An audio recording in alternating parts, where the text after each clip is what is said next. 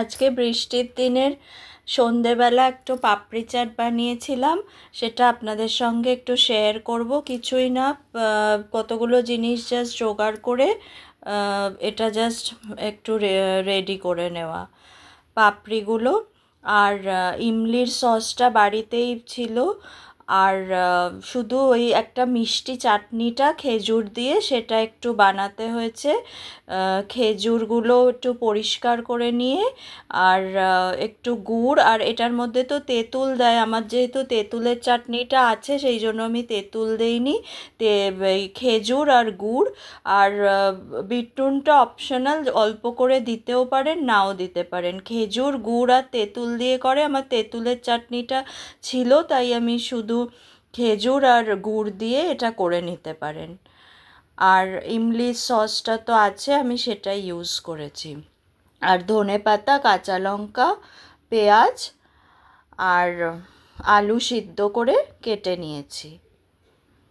ঝুরি ভাজাটা উপর দিয়ে ছড়িয়ে দেব, আর টক দই।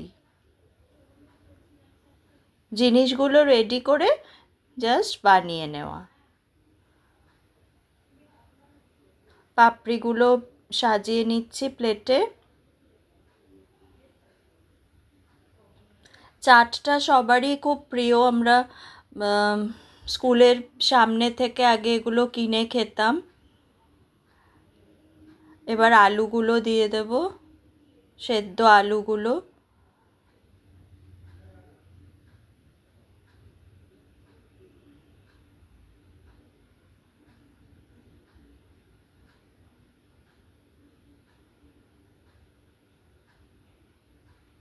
চটজলদি একটা সন্ধেবেলার একটা বাচ্চাদেরও ভালো লাগবে। এবার পেঁয়াজ কুচিগুলো ছড়িয়ে দিচ্ছি।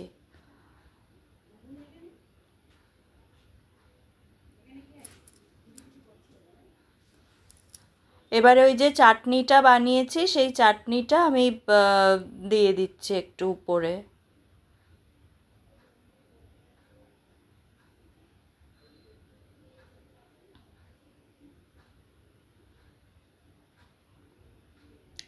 টক দইটা দিয়ে দেব।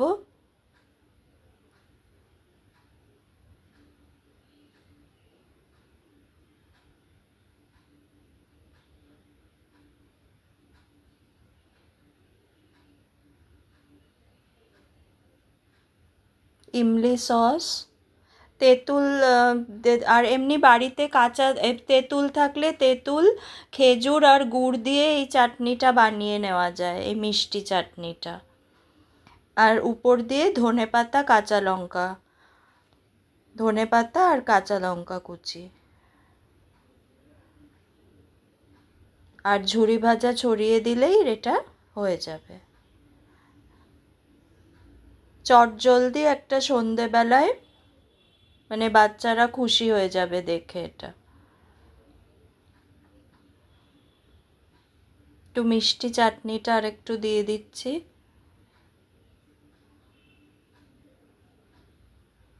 দেখুন হয়ে গেল পাপড়ি চাট।